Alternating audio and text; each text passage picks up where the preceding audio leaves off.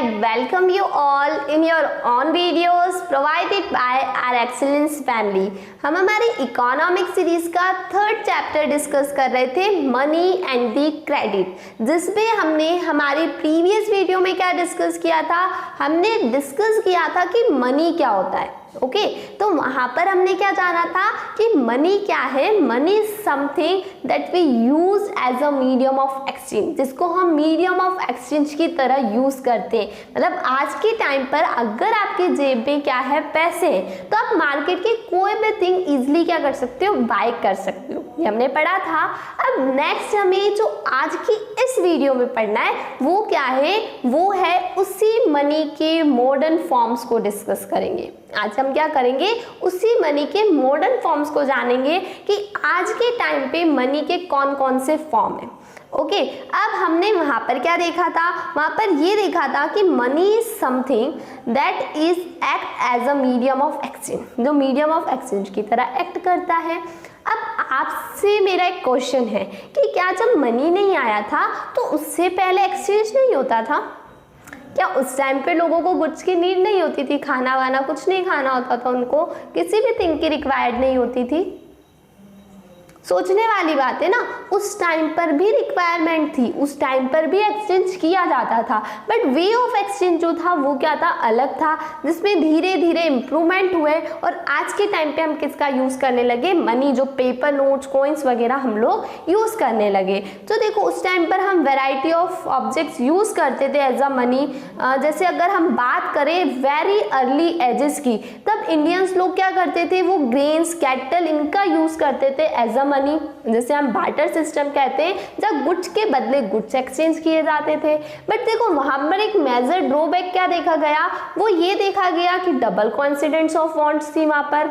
Okay कि वहां पर क्या होता था कि आपको एक ऐसा पर्सन ढूंढना होता था कि जो थिंग आप सेल करना चाहते हो वो बाय करने के लिए एग्री हो, जो आप बाय करना चाहते हो वो सेल करने के लिए एग्री हो। जैसे फॉर एन एग्जाम्पल, मुझे ये पेन बेचना है, मुझे ये पेन बेचना है और इसके बिहाफ में मुझे वॉच लेनी है, तो मुझे मार्केट पे एक ऐसा पर्सन ढूंढना होगा जो मेरा ये पेन खरीदने के लिए तो एग्री हो, साथ ही साथ उसके पास वॉच हो ताकि वो मुझे सेल करने के लिए भी एग्री हो। मतलब एट द टाइम एक ही पर्सन सेल करने के लिए भी एग्री हो और बाय करने के लिए भी एग्री हो, तभी हम हमारी गुड्स को क्या कर पाते थे, एक्सचेंज कर पाते थे। बट देखो बहुत मुश्किल सा टास्क है ना मार्केट में एक ऐसा पर्सन ढूंढना। तो जब फिर राजा महाराजा आए, है ना, थोड़ा सा हमने डेवलप किया कंट्री ने हमारी, तो फिर उन्होंने भी सोचा प्रॉब्लम तो है। ओके और जहाँ प्रॉब्लम है वहाँ सॉल्यूशन तो हमें चाहिए। तो उन्होंने क्या स्टार्ट किया, उन्होंने गोल्ड, सिल्वर, कॉपर, इनके कॉइन्स स्टार्ट किए, मेटेलिक कॉइन्स बना दिए, जिसमें उनका खुद का फोटो होता था, अपना टाइम डाल देते थे, इतने टाइम से इतने टाइम तक काम किया, अपनी डायनेस्टी का नाम वो डाल देते थे। तो ये सब कंटिन्यू चला बहुत अच्छे से लास्ट सेंचुरी तक। ओके अब फिर क्या हुआ, फिर हम थोड़ा सा और डेवलप्ड हुए, फिर आए मॉडर्न फॉर्म्स ऑफ मनी, जिसके अंदर आते हैं एक तो करेंसी और दूसरा आता है डिपॉजिट्स विद बैंक। ये फॉर्म हम आज भी यूज़ करते हैं। ओके हमारे टाइम पे भी यही यूज़ होता है। हमने ना तो गुड्स का यूज़ किया है एज एक्सचेंज, ना ही मेटल कॉइन्स का यूज़ किया है। हम जो यूज़ करते हैं वो हमारे मॉडर्न फॉर्म से, जिसमें करेंसी के अंदर क्या आता है, पेपर नोट्स और कॉइन्स, जो 100, 200 के नोट्स हैं, 5 रुपीज़, 10 रुपीज़ के कॉइन्स हैं, ये हम यूज़ करते हैं। अब देखो जो पहले के टाइम पे मनी हम देखते थे, जिनको हम यूज़ करते थे, है ना, तो मॉडर्न करेंसी उनकी तरह नहीं है जो प्रीशियस मेटल, गोल्ड, सिल्वर इनसे बनी हुई है। ओके गोल्ड सिल्वर इनकी नहीं है। पेपर नोट जो है वो पेपर के बने हुए हैं और जो कॉइन्स वगैरह है तो वो स्टील वगैरह इनके होते हैं, तो वो इतने प्रीशियस मेटल से नहीं बने हुए और ना ही इनकी ग्रेन, कैटल इनकी तरह एवरीडे यूज है। ठीक है, ग्रेन जैसे रोज काम में आता है, खाने वगैरह के काम में, तो पेपर नोट को हम खाते तो है ही नहीं, तो इस तरह का भी इनका यूज नहीं है। मतलब अगर हम सिंपली बात करें तो modern currency is without any use of its own, उसका कोई यूज नहीं है सिर्फ as a medium of exchange के अलावा। Except the medium of exchange, उस मनी का खुद का कोई यूज नहीं है। खुद का यूज होने के ना होने के बाद भी क्यों इसे वाइडली एक्सेप्ट किया जाता है as a medium of exchange. आज हमारे इंडिया की इतनी करोड़ों की आबादी इसको as a medium of exchange use करती है। अदर कंट्रीज में भी हम कोई ट्रांजेक्शन्स करते हैं तो इसे ही as a medium of exchange हम यूज करते हैं। क्यों? रीजन है क्यों। ओके, सो आंसर क्वेश्चन है हमारा क्यों। then why it is accepted as a medium of exchange, क्यों किया जाता है इसे मीडियम ऑफ एक्सचेंज यूज। तो क्यों किया जाता है? Because the currency is authorize by the government of country, क्योंकि हमारी कंट्री की जो गवर्नमेंट है उन्होंने इसे ऑथोराइज किया हुआ है as a medium of exchange, इसीलिए हमें इसे क्या करना होता है, यूज करना होता है। और हमारी जो इंडिया है, ओके, यहाँ पर रिजर्व बैंक ऑफ इंडिया जो है हमारा बैंकर्स बैंक, उससे ये अथॉरिटी दी गई है कि वो करेंसी नोट्स को इशू कर सकता है on the behalf of central government. मतलब सेंट्रल गवर्नमेंट ने हमारी आरबीआई को राइट्स दिए हैं कि वो उनके बिहाफ में क्या कर सकती है, करेंसी नोट्स और इनको इशू कर सकती है। और as per the Indian law, और इंडियन लॉ के अकॉर्डिंग कोई भी अदर इंडिविजुअल या कोई ऑर्गेनाइजेशन हो गए तो उन्हें अलाउ नहीं है करेंसी को इशू करना, और उसके बाद भी वो करते तो हम उसे नकली नोट बोलते हैं ना, फर्जी नोट उन्हें बोला जाता है। इसके लिए उन्हें सजा वगैरह भी होती है। सिर्फ राइट्स किसके पास है? राइट्स है हमारी आरबीआई के पास, जो किसने दिए हैं, हमारी सेंट्रल गवर्नमेंट ने। और अगर हम लो लेगेसीज की बात करें तो use of money as a medium of payment can not be refuse in settling transaction in India, कि इंडिया के अंदर आप रुपी के अंदर पेमेंट करने के लिए रिफ्यूज नहीं कर सकते हो। मतलब कोई भी इंडिविजुअल मना नहीं कर सकता है रुपी में पेमेंट करने के लिए, उन्हें पेमेंट करना ही होगा रुपी में, क्योंकि किसने ऑथोराइज किया है, हमारी सेंट्रल गवर्नमेंट ने ऑथोराइज किया गया है। और यही रीजन है कि इसे वाइडली क्या किया जाता है, as a medium of exchange use किया जाता है। क्लियर है क्यों किया जा रहा है?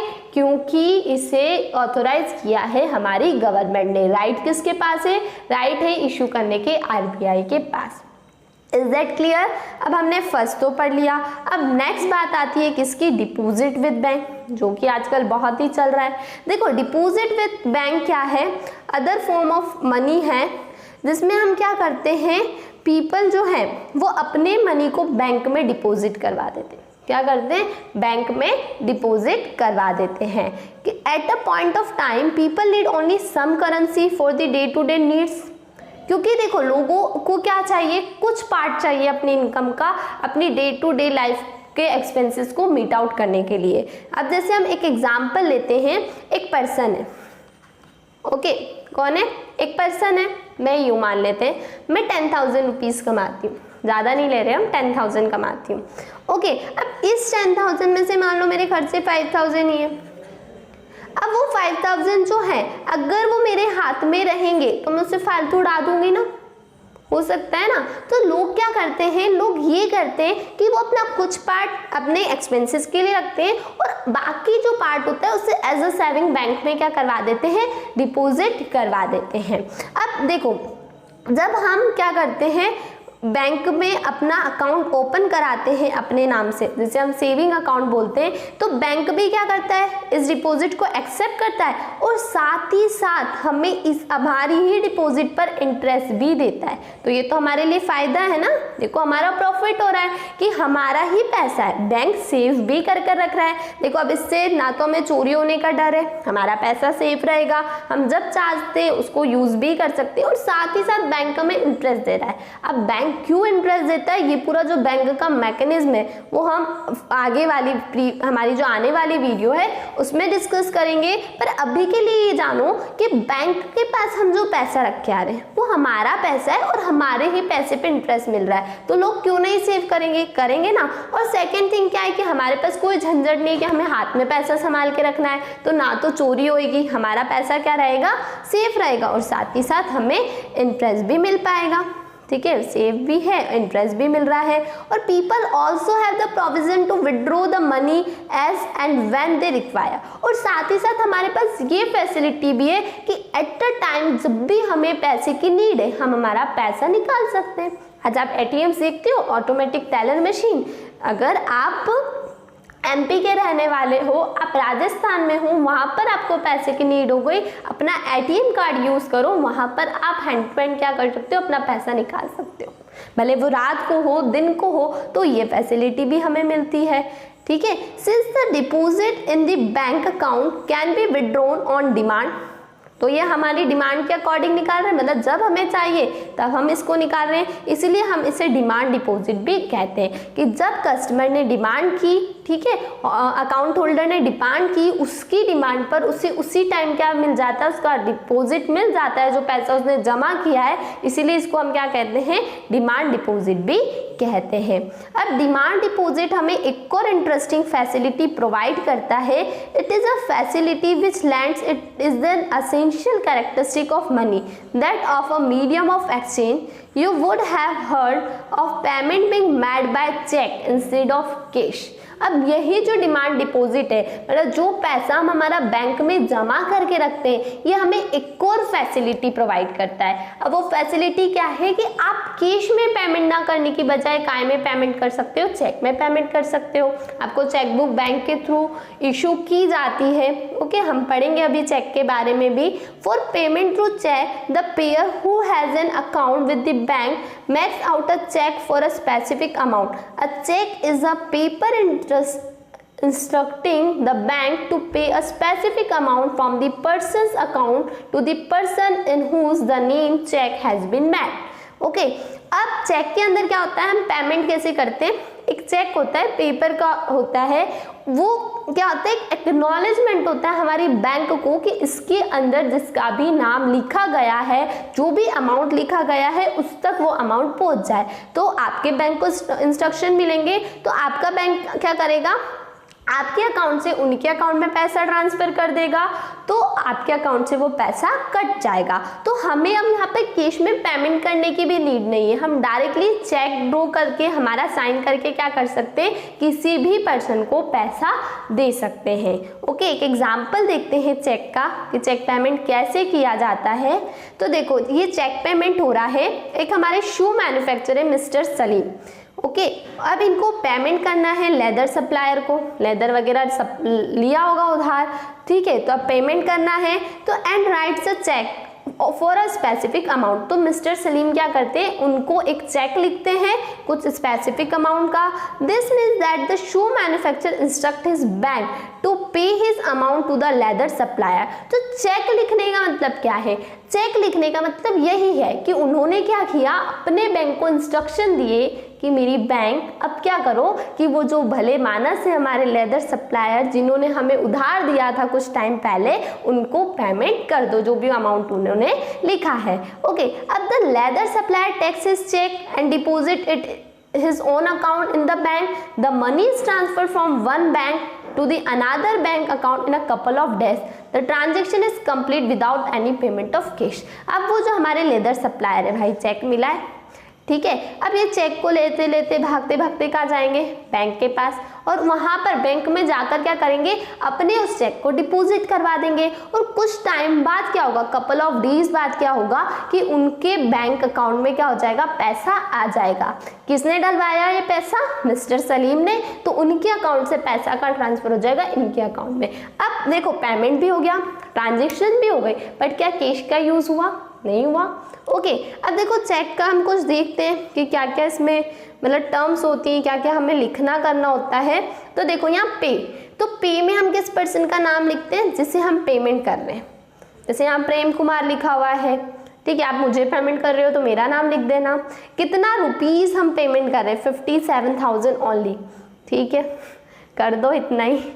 अब यहाँ पर हम वो डेट लिखते हैं जिस दिन हम क्या करते हैं, चेक को लिखते हैं। ओके, ये हमने वर्ड्स में लिखा था, ये हमने डिजिट में लिखा है, ये देने वाले की सिग्नेचर मस्ट होती है, और ये जो सिग्नेचर है आपकी वो उस सिग्नेचर से मैच होनी चाहिए जो आप अपने बैंक में जो भी फॉर्मेलिटीज वगैरह होती है, डॉक्यूमेंट्स में जो सिग्नेचर करते हो उस सिग्नेचर से। सिग्नेचर किसकी हुई है, जिसने पेमेंट किया है। ओके, यहाँ अकाउंट पेई लिखा गया है, तो पेई, और यहाँ डबल लाइन है, मतलब अकाउंट से अकाउंट में डायरेक्ट पैसा क्या हो जाएगा, चला जाएगा, ठीक है। यहाँ पे अकाउंट नंबर लिखे हुए हैं, यहाँ पे ब्रांच का नाम लिखा हुआ है, ब्रांच कोड लिखा हुआ है, चेक नंबर है, ये सब बैंक वगैरह करती है, coding use by the bank. तो ये सब फॉर्मेलिटीज हमें करनी होती है। और साथ ही साथ क्या होता है कि ये जो चेक की वैलिडिटी होती है वो कितने डेज की होती है, वो होती है ओनली 90 डेज की। मतलब आपके पास 3 मंथ्स है जिसमें आप अपने चेक को क्या करवा सकते हो, इनकेश करवा सकते हो। उसके बाद आपका चेक किसी काम का नहीं रहता है।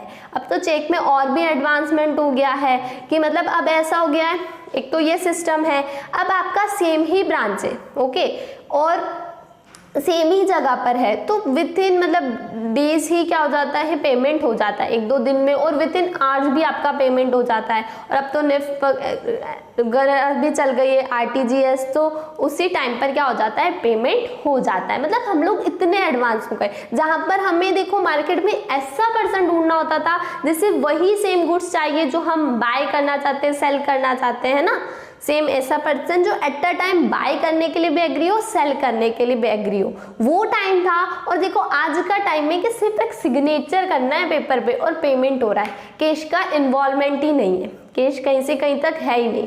तो इस तरह से क्या हुआ, फॉर्म मॉडर्न मतलब मनी के जो फॉर्म्स है उसमें चेंजेस आया, हम लोगों ने डेवलप किया, और आज हम क्या कर पा रहे, इजिली ट्रांजेक्शन्स को कर पा रहे हैं। ओके, सो होप सो आपको वीडियो समझ में आया होगा। Okay, so keep watching our videos, thank you, bye bye.